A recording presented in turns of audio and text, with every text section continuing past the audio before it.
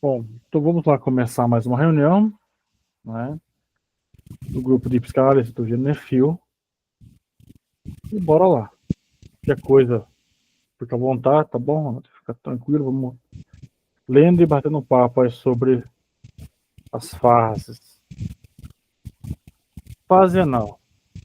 Essa segunda fase se desenvolve dos 2 aos 4 anos aproximadamente.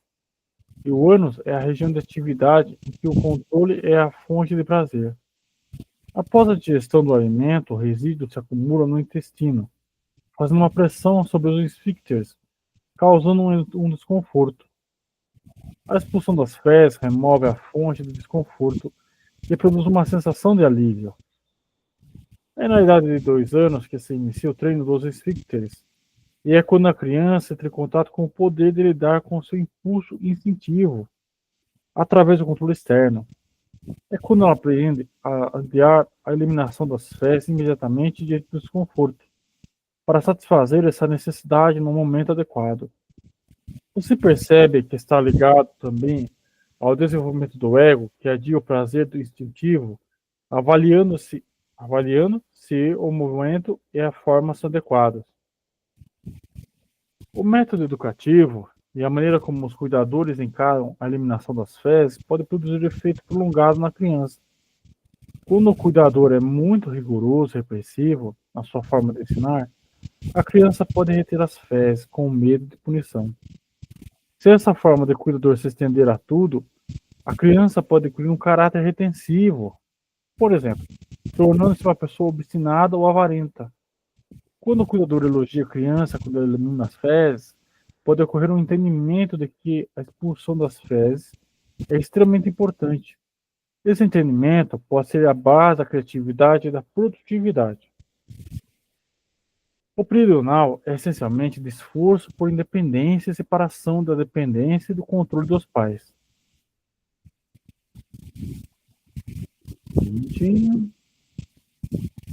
Traços de caráter representativos da fixação anal, ali nos comentados, são teimosia, excesso de ordem e regularidade.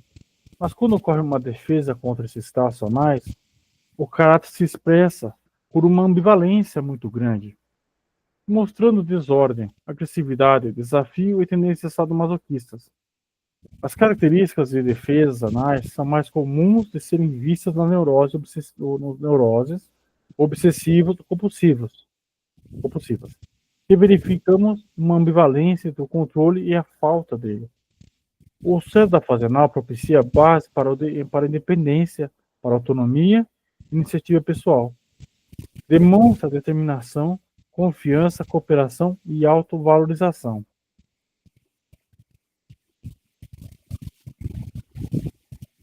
Complexo de Édipo. O complexo de Édipo acontece entre 2 e 5 anos, juntamente com a fase fálica. Achei melhor falar deste antes da fase fálica para facilitar a compreensão de ambos. O complexo de Édipo caracteriza-se por sentimentos contraditórios de amor e hostilidade. Tudo começa com a ilusão do bebê de possuir proteção e amor incondicional e total. Ele vive pelo princípio do prazer. Essa fantasia é reforçada pela necessidade real de cuidados que ele recebe por ser totalmente dependente. Esse amor total sentido pelo bebê está mais ligado à figura materna, que lhe dá o alimento direto do peito, criando um vínculo mais próximo. Mas com o crescimento e a condição natural do desenvolvimento, a criança já não precisa da mãe o tempo todo cuidando de suas necessidades básicas.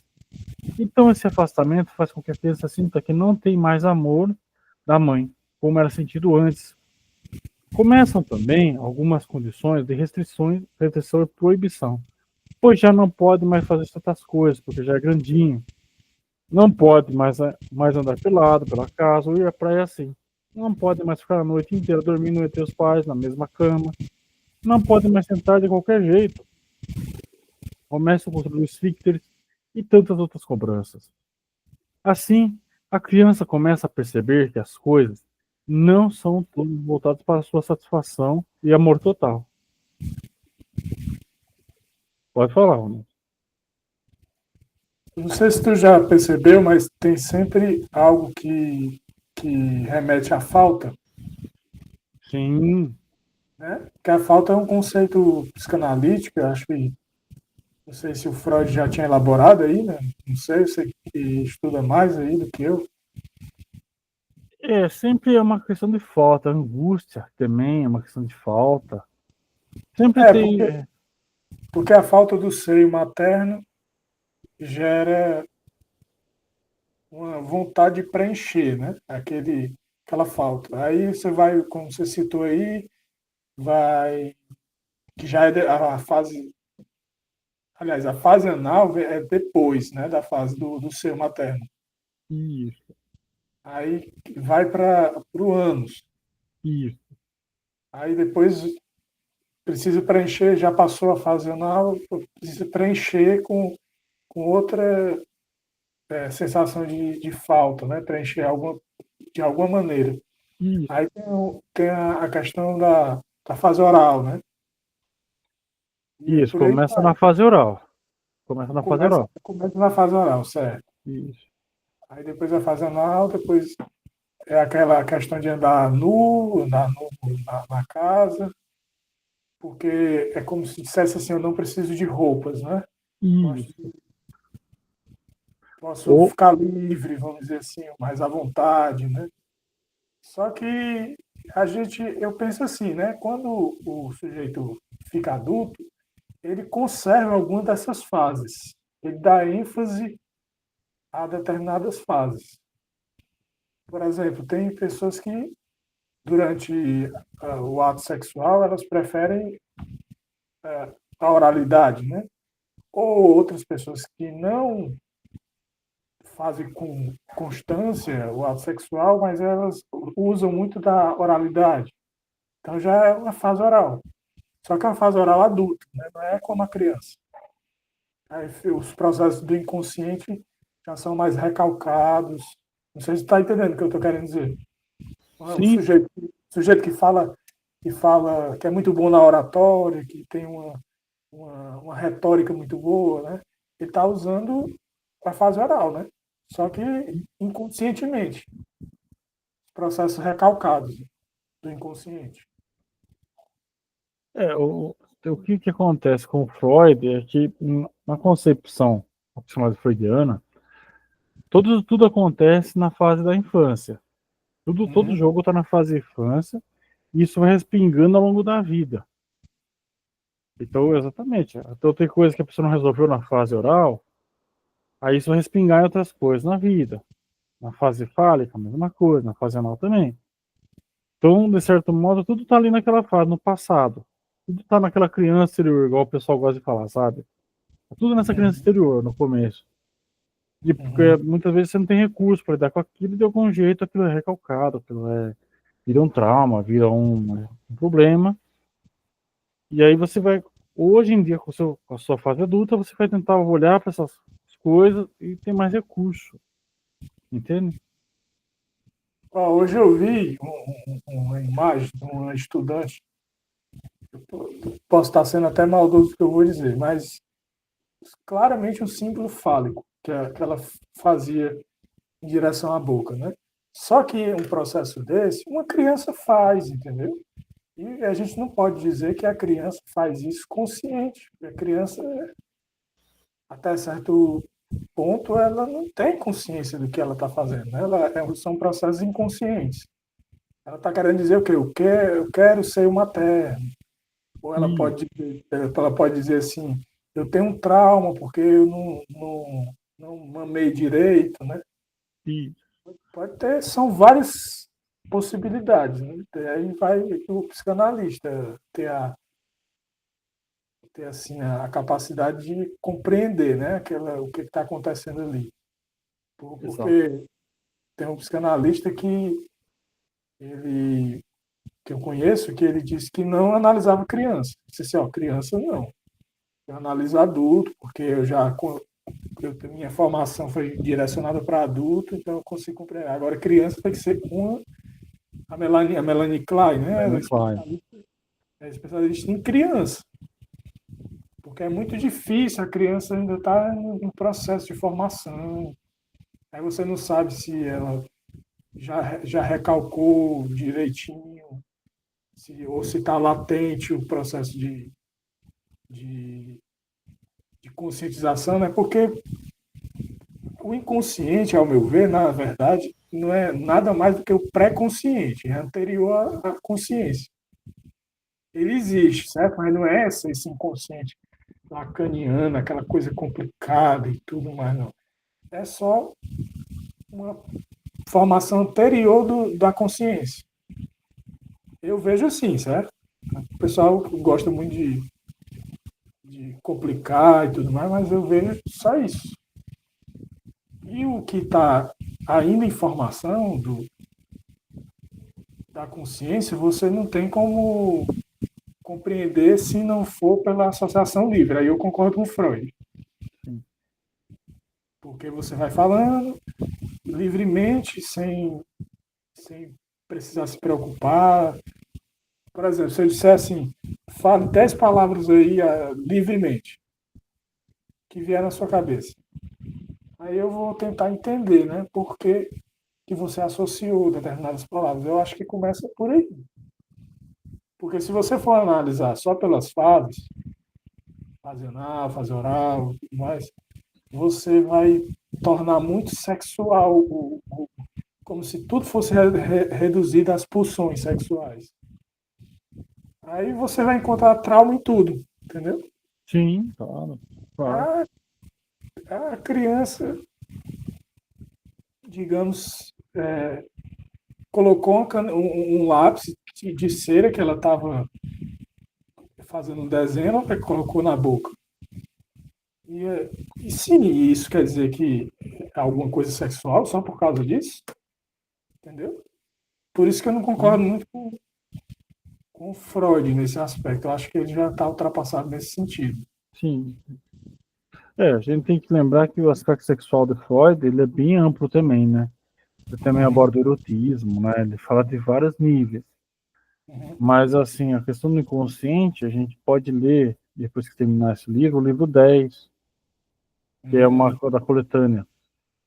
Lá vai uhum, ter muita coisa legal, desde análise leiga, vixe, tem um monte de textos assim mais curtos, artigos, né? uhum, Inclusive, se não me engano, tem o inconsciente. E aí é legal a gente ver para comprar. A gente tava até relendo, tava lendo, mas a gente pode começar do zero de novo, que vale muito a pena. uhum, Vale muito a pena. uhum. Assim, Pois é, pode sim, falar. não, pode continuar. Então, e também da fase da criança, né? Assim também como a fase da criança você falou, é, tem a Melanie Klein, tem o Winnicott, tem vários grandes especialistas, né? Que pegaram bastante essa fase, que estudaram muito essa fase, sabe? E Uhum. também vale a pena também a gente ver se tem algum material deles disponível para ler, né? Tem tanta coisa, rapaz do céu. É muito.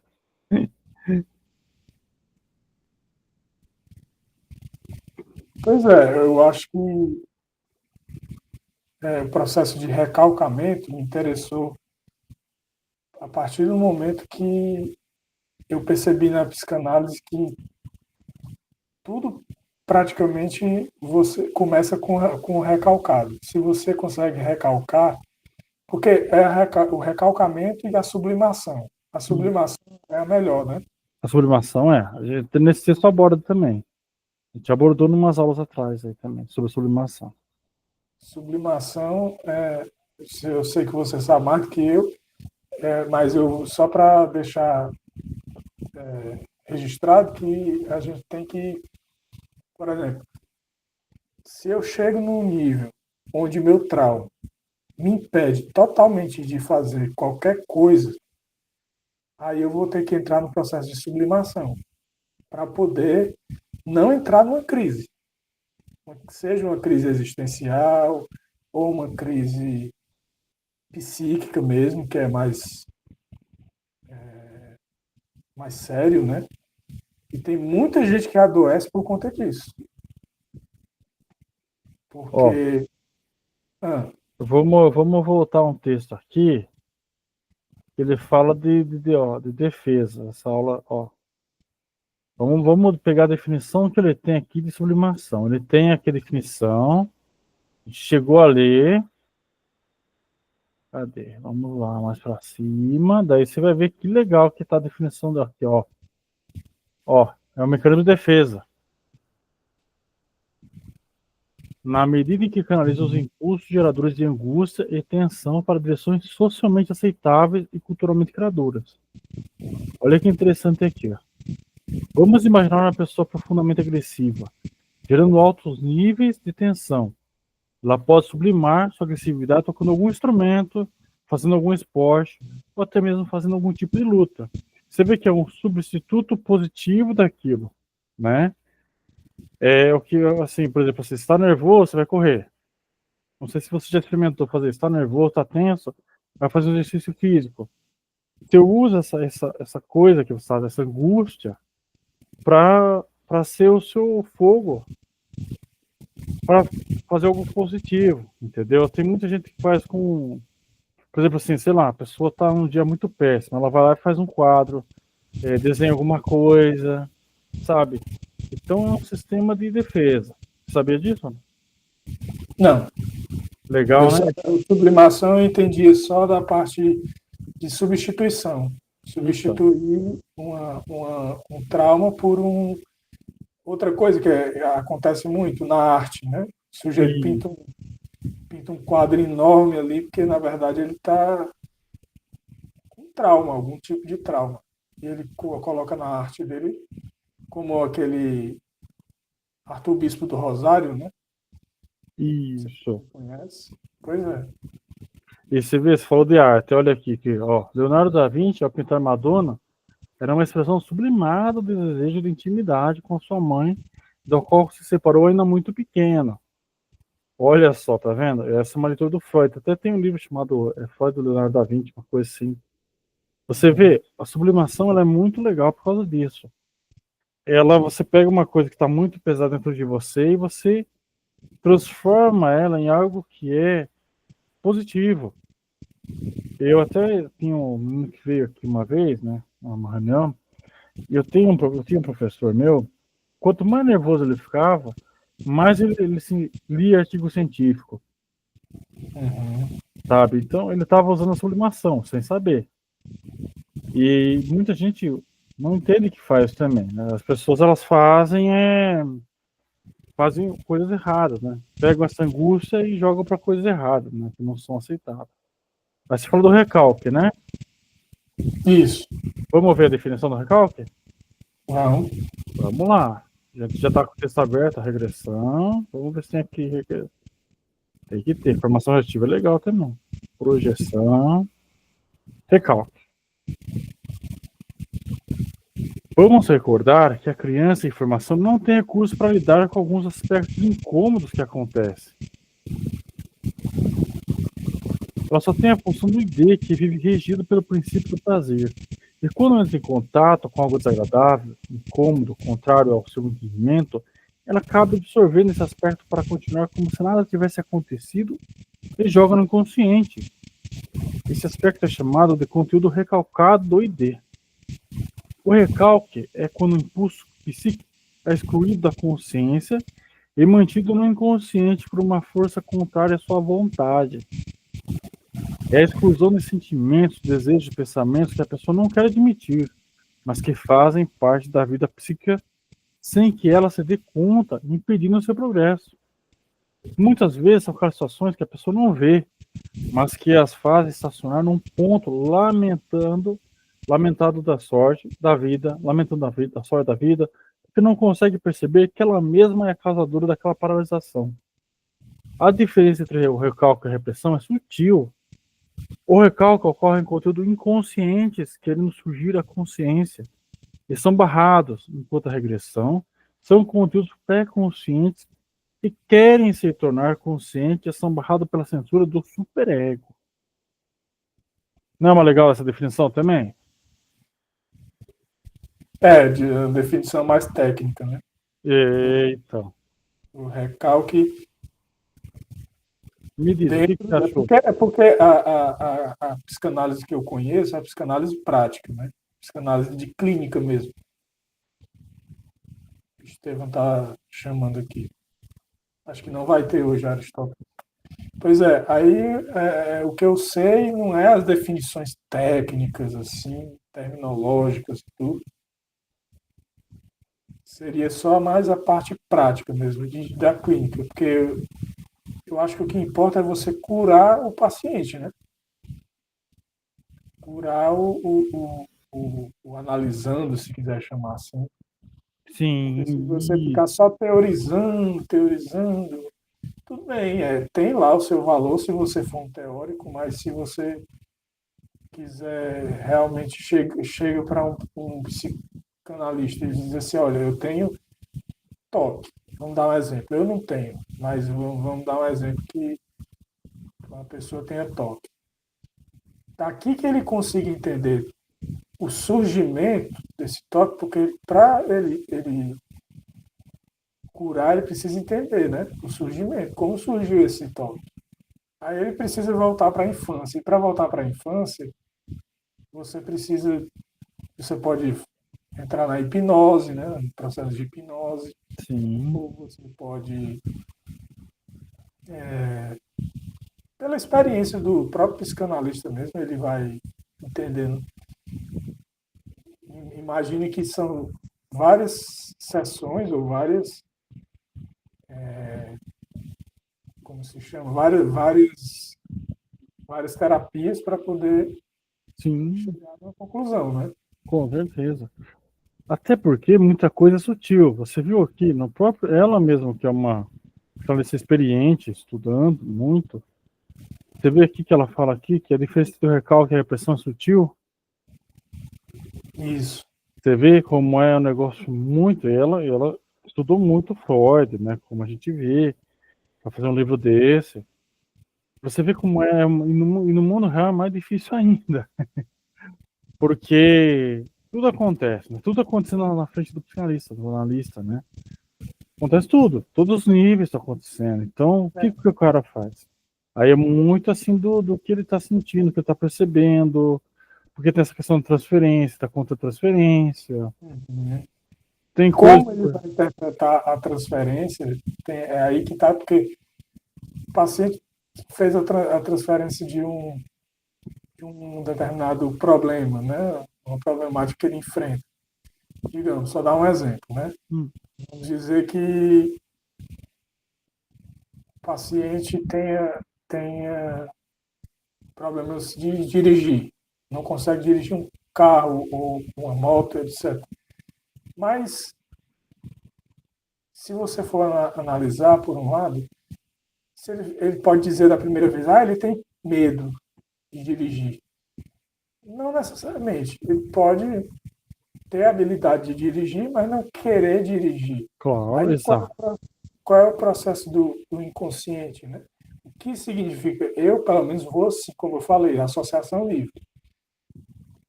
Meu amigo, me diga aí, por gentileza, o que você associa com direção? Aí ele vai dizer isso, aquilo, aquilo. A partir daí você vai montando quebra-cabeça, né? Eu acho que, como eu te disse, eu, no lugar de dar ênfase nas pulsões sexuais, no erotismo e tudo, aí vai de cada psicanalista, né? Eu não sou psicanalista, mas se eu fosse ser, eu daria ênfase primeiramente à associação livre, que foi a primeira descoberta do Freud, eu acho que foi, né? Então, há questões aí que a associação livre pode ter sido começada um pouco antes, não com Freud, mas parece com o sistema judicial, uma coisa assim que era já uma associação livre, que fazia uma entrevista ali com a pessoa, dentro da polícia, era uma coisa mais. Parece que era uma coisa antes do Freud, que já acontecia lá. Bom, aí eu não sei, né? O que eu sei é É que complexo, dentro né? da, dentro da análise você tem um certo. Porque você oh meu Deus, esqueci teu nome, cara, desculpa. Rafael. Rafael, pronto. Rafael, você não vai chegar para uma pessoa suspeita e dizer assim, fale qualquer coisa. Você não vai dizer isso, né? Entendeu? Então, Você, você vai é, dizer para uma pessoa que quer ser curada, né? Uma então, pessoa é que aí você tem dois níveis. Você tem uma psicanálise que é judicial, é uma coisa. Uma psicanálise que é clínica, é outra coisa.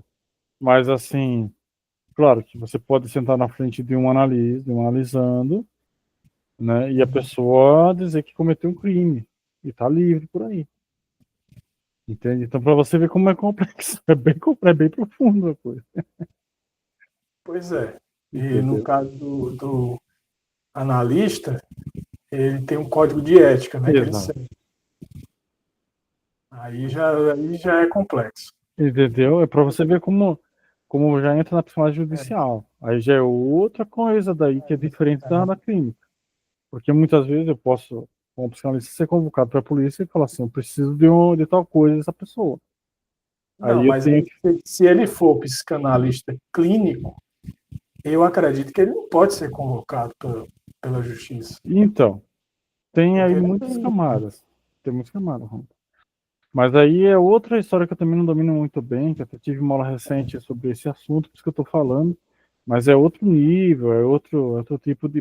Mas já existiu já ó, na história, muitos, inclusive aqui no Brasil, jornalistas que são chamados para auxiliar a polícia em alguns casos. Entendeu? Para você ver como É, o negócio é profundo. eu não entendo. O que eu sei é que a Associação Livre, no caso de quem sofre por exemplo, vamos colocar o seguinte. Ah, eu vou Vamos, procurar associação livre no livro aqui. Vamos lá, vai pronto, falando. vamos, Vai falando. vamos colocar a associação, que a Associação Livre tem um contexto. Uhum. Né? Eu lembro que com meu pai, quando ele estava próximo já de falecer, ele praticamente não falava mais, né? Porque ele tinha Parkinson. Tremia muito e tinha Parkinson. E aí eu dizia assim, pai, escreva. Você consegue escrever ainda? Ah, tá tremendo? Não tem problema não. Escreva do jeito que você puder. Escreva aí e eu vou ditando. Aí eu via editando, depois eu dizia para ele colocar as palavras dele, que ele estava pensando. Ele me dizia que gostava muito do livro de Jó, porque Jó sofreu muito, ele estava sofrendo muito. Eu disse, pois vamos pegar aqui o livro de Jó. Era a terapia que eu fazia com ele, né? Sim, Aí ele ia fazendo associações livres e eu notava que ele tinha um alívio, sim, porque o inconsciente vai melhorando. Né? O sujeito diz assim, como ele dizia, né? É, ah, eu tenho saudade de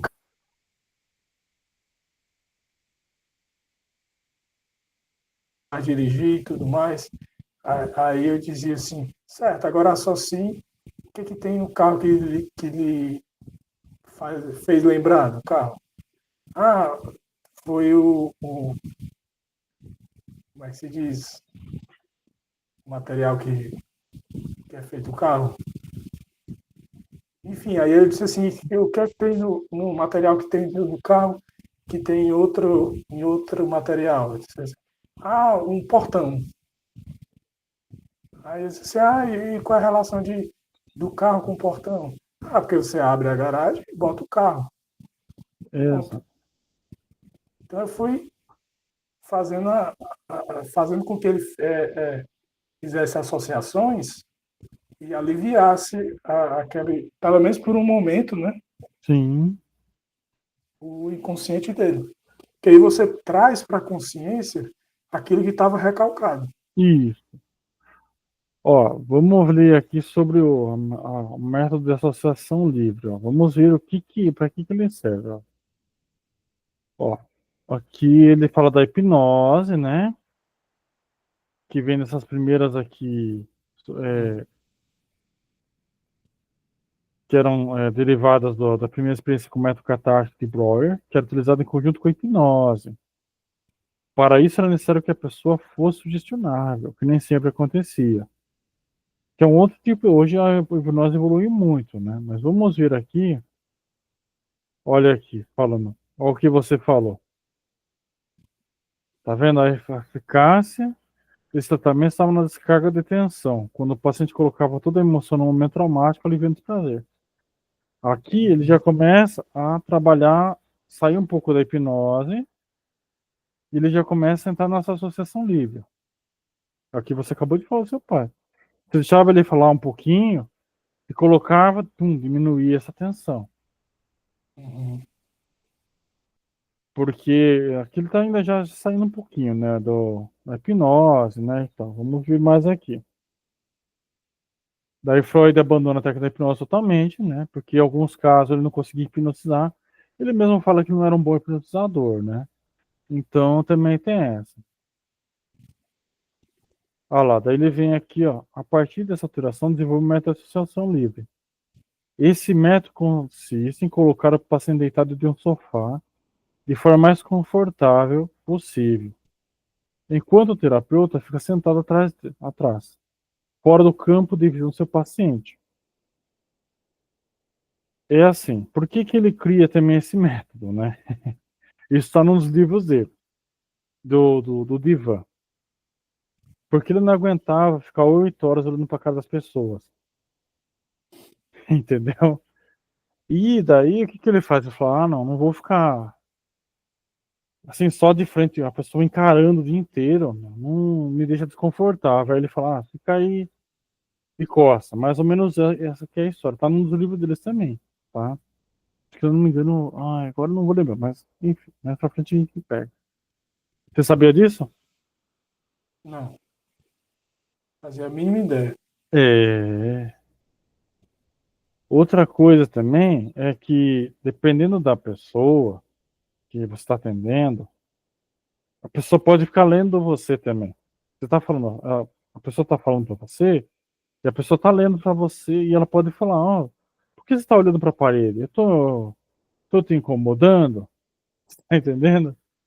A pessoa pode ler, como ali tem uma transferência com transferência, né? Ali Hum, durante a análise ali, a pessoa pode ler e começar a encarar, por que você está olhando no relógio toda hora? Por que que você está olhando para o teto toda hora? Por que você está olhando para o meu joelho, para o meu pé?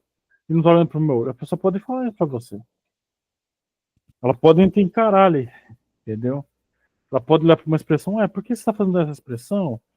Então, isso te assusta, isso te noja, isso não sei o quê, porque vem de tudo, né?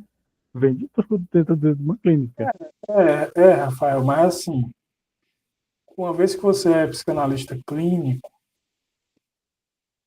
você tem que selecionar o paciente antes. Você faz uma Sim, entrevista, né?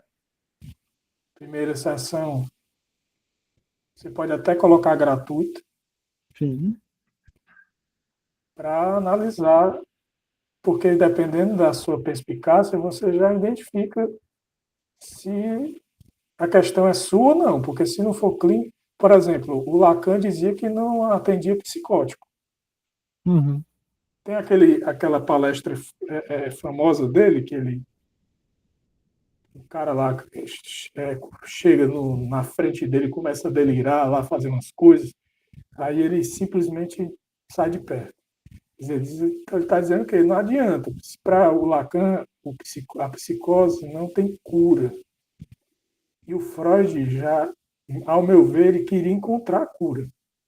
E o sim, Lacan chegou a um ponto que ele disse assim, não, eu já fiz de tudo aqui, tem um seminário só sobre psicose, não tem cura. Procure um médico e vá tomar a medicação. É mais ou menos por aí. também tem.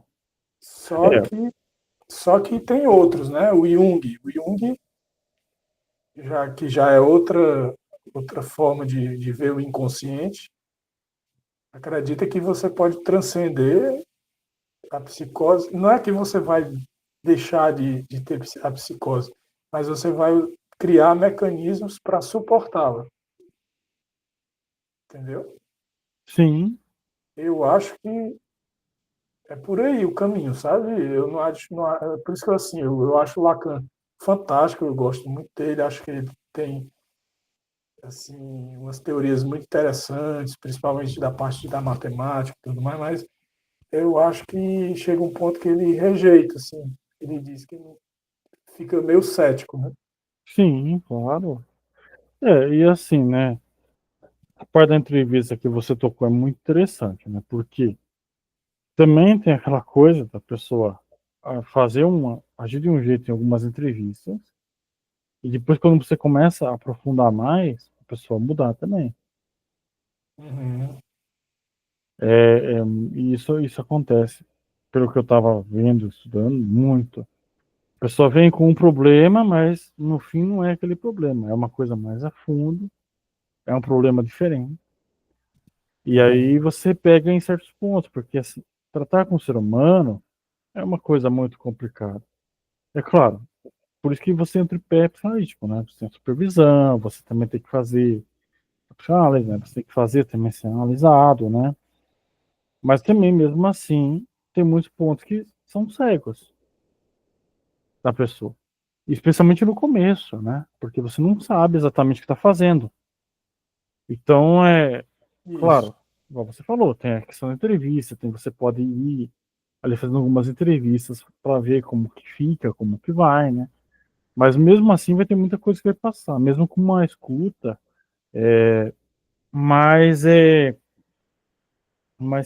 mas particionada, né? Então você vai ouvir um pouco da família, um pouco do serviço, um pouco de tal coisa, e você vai entendendo onde tá mais ou menos bom, mas claro que tudo ao longo da análise pode mudar, né? Complicado. Nada é Pode, fácil a psicanálise, nada é fácil, pode mudar. Pode sim. entendeu? Eu tenho um colega que tinha umas deliradas meio loucas, assim, mas ele estabilizou. Ele disse que não vou pegar um trem porque quando eu passo da estação para o trem eu tenho medo de cair. Eu disse assim, rapaz, mas eu conversando com ele faz tempo já, não sei nem como é que ele tá, mas ele disse assim, que tinha esse medo, eu disse assim, rapaz, mas entre a estação e o início da porta do trem tem um espaço bem curto. Não tem como. E ele é um sujeito gordo, assim. Hum, Tem como você entrar, entendeu? Aí eu associei com o fato dele ser gordo, entendeu? Ele pode ter uma certa disfunção de espaço, entende? sim, claro. Mas eu não disse nada para ele, porque não sei como ele tem assim, essas paranoias, eu não sei como é que ele ia reagir também. E outra coisa, eu não sou psicanalista, né? Eu não posso estar psicanalizando ninguém. Mas a gente percebe as coisas assim, como ele é meu amigo, né? Hum, Percebe as coisas e outra coisa, ele gosta muito de estudar poesias que falam sobre o corpo e tudo. Então, de repente, eu poderia ajudar, mas uma ajuda que eu dou, ele pode interpretar mal. É aí sei. onde está. Se for no contexto da psicanálise, o psicanalista tem que fazer, mas ele faz com calma. Ele Hum, percebe, né? E faz com calma.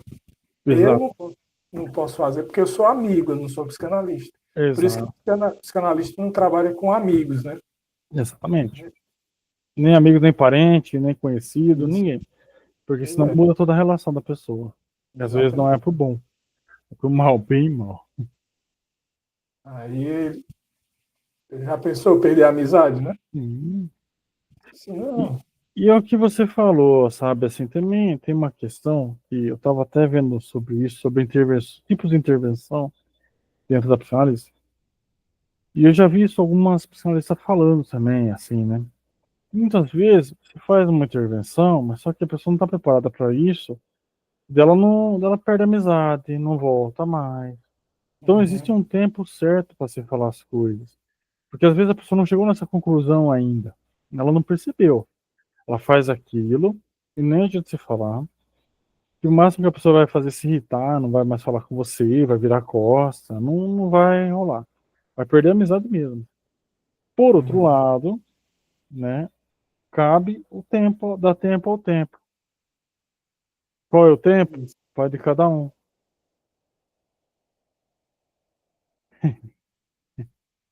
E às vezes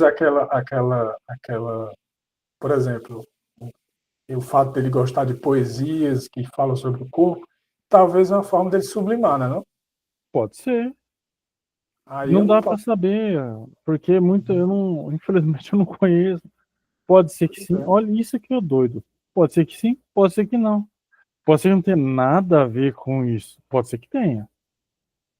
É muito detalhezinho. Muito, entendeu? Pode ser que é uma loucura, né? Vamos seguir um pouquinho mais o texto aqui? Tá muito legal, né? Você vê como esse texto é bem rico, depois é bom você dar uma olhadinha, que vale muito a pena. Beleza. Assim, a criança começa a perceber que as coisas não são todas voltadas para sua satisfação e amor total. Nessa nova condição de entendimento, começa a acontecer a diferenciação da criança em relação aos pais. A criança percebe que os pais pertencem a uma realidade na qual não podem se dedicar somente a ele, por terem outros compromissos, por gostarem de outras pessoas, por gostarem um do outro. Ela percebe que a mãe pertence ao pai e por isso dirigir sentimentos hostis a ele. Esses sentimentos são contraditórios, pois ao mesmo tempo que a criança ama essa figura, ela também hostiliza. O complexo de Édipo masculino desenvolve-se da forma diferente do feminino. Quando o menino rivaliza com o pai, querendo a mãe, ele sabe que a atitude é passível de punição. Então começa a fantasiar que o pai irá castigá-lo tirando seu órgão genital, já que é ele a fonte de prazeres. Nessa fase, que está ligada à fálica, ele tem como zona erógena os genitais. Assim surge a angústia de castração que leva o menino a reprimir seu desejo pela mãe e a hostilidade pelo pai. Essa situação possibilita, então, a identificação do menino com o pai. Assim, ele introjeta a figura masculina e obtém a satisfação dos impulsos sexuais com relação à mãe de forma altruísta. Significa que ele abre mão do seu prazer direto em detrimento do prazer do outro. O seu sentimento erótico transforma-se em pura afeição. Então, essa repressão do complexo de Édipo permite que o superego chegue ao seu ponto final de desenvolvimento. Assim, o superego é para Freud a garantia contra o incesto e a agressão. Como é? Repete aí, por favor. Assim, o superego é para Freud a garantia contra o incesto e a agressão. O complexo de Édipo feminino é mais complexo, tanto no desenvolvimento como na dissolução. A menina tem início a mãe como objeto de prazer, exatamente por ser ela que provê todas as necessidades básicas da criança, eliminando os momentos de atenção. Num dado momento, a menina troca seu objeto primeiro de amor, a mãe pelo pai. Essa troca vai depender da reação que a menina tiver quando fizer a descoberta que o menino possui um órgão sexual, o pênis, e ela não tem nada aparente. Essa descoberta para a menina é traumática e desencadeia várias consequências importantes. Primeiro, a menina vai culpar a mãe por ela ser castrada, diminuindo seu amor. Em segundo, ela transfere seu amor ao pai, porque ele tem o pênis, órgão tão valorizado por ela e que tanto deseja. No entanto, o amor pelo pai é misturado de inveja, porque ele possui aquilo que para ela falta. A inveja do pênis da menina corresponde à angústia da castração do menino. A menina acredita que perdeu algo de valor e o menino tem medo de perder. Você falou agora há pouco do perder, né? Lembra? É da falta. A falta, exatamente. O que é a falta de alguma coisa, perder alguma coisa? O início, então, do complexo de Édipo na menina começa quando ela sente o complexo de castração e culpa a mãe, enfraquecendo seu amor por ela transferido ao pai, para o pai. Na menina, apesar de ocorrerem as mesmas modificações que no menino, trazendo impedimento e obstáculos reais de satisfazer seus desejos com o pai, não altera o seu investimento édipico. Ela não sente o complexo tão fortemente reprimido com o menino. Com o menino. Depois de algumas frustrações, é que ocorre a dissolução e identificação com a figura feminina. Existem ainda duas possibilidades de identificação com os pais: identificação positiva e identificação negativa. Na positiva, o menino identifica-se com o pai e a menina com a mãe. O menino tem o desejo de ser forte como o pai, ao mesmo tempo tem ciúmes da relação desse com a mãe. E por causa da angústia dessa constração, ele se une ao pai. Conforme explicado, ele se identifica com ele, querendo ser igual. A menina tem ódio da mãe porque ela possui o pai, ao mesmo tempo quer ser igual à mãe para poder competir e ficar com o pai. Mas existe o medo de perder o amor de quem sempre foi o seu primeiro objeto. Então ela recua diante do seu pai e une-se à mãe, identificando-se e querendo ser igual. Na identificação negativa, o que ocorre é que o menino rivaliza com o pai, mas sem medo de perder seu amor. Então entende que a forma de não perder o amor do pai é se identificando com a mãe, querendo ser igual, porque ela tem o amor dele. No caso da menina, é a mesma coisa. Ela rivaliza com a mãe, mas com medo de perder seu amor. Acredita que se identificando com o pai vai manter o amor da mãe. Então procura ser igual a ele. Então na identificação negativa ocorre o medo de perder aquele que é hostilizado. Assim, a identificação ocorre com a figura do sexo oposto, podendo gerar comportamentos homossexuais. Não, mas não entendi por que gera comportamentos homossexuais. Porque não é assim, a, a filha se identifica com o pai porque, na verdade, ela rivaliza com a mãe. É assim? Sim, então, vamos voltar aqui o texto. Ó. São dois tipos de identificações, né? Na positiva, ele está falando uma coisa. E aqui ele está na negativa. Vamos lá. Na identificação negativa, o que ocorre é que o menino rivaliza com o pai, mas sem medo de perder seu amor. Então eu entendo que a forma de não perder o amor do pai é se identificando com a mãe, querendo ser igual, porque ela tem o amor dele. Entendeu? O amor dele ou o amor dela? O amor dele, porque ele está se identificando com ela para ter o amor dele. Está invertido. Aqui, ó. Vamos lá, vamos pegar essa parte aqui. O que ocorre com o menino é que rivaliza com o pai. Está rivalizando, mas sem medo de perder seu amor. E para não perder seu amor, ele se identifica com a mãe, querendo ser igual a ela, porque ela tem o amor dele. Entendeu?